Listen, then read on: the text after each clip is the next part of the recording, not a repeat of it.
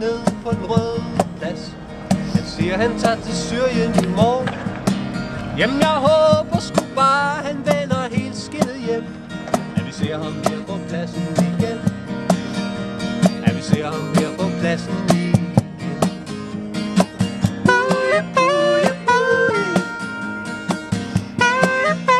Det var en pige på bare 16 år. Hun havde de vildeste øjne og et stort krøllet hår. Så hendes far smilte hende ud, fordi han sagde, hun røg joints. Så nu bor hun på et herberg på Vesterbro.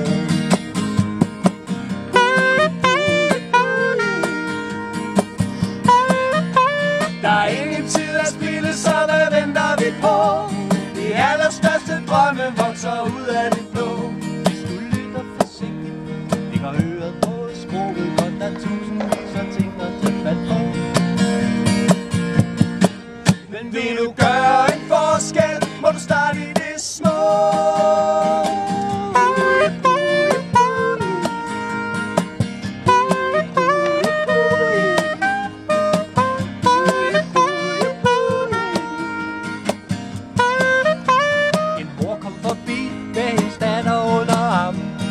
Sagde hun lige var lukket ud. Hun havde siddet på psykiater som fanget i en bur. Hvor hun udefra var gå sig en tur. Udefra var gå sig en tur.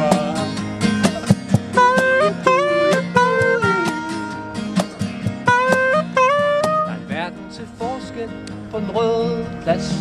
Der er en følelse af frihed overalt. Der er et hav af historier, ingen endnu har hørt. Der bare venter på at blive fortalt. Der bare venter på at blive fortalt.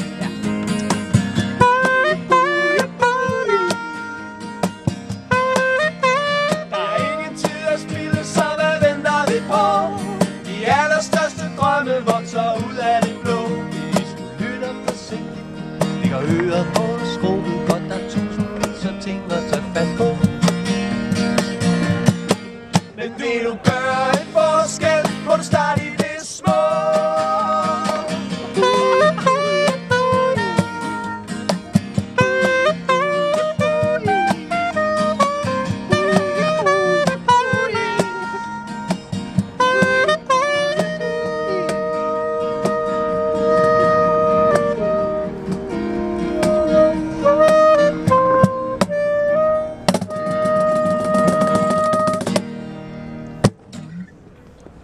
Tak fordi I lyttede med.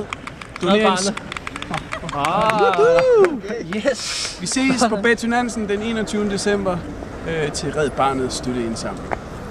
Tak, dreng. Tak.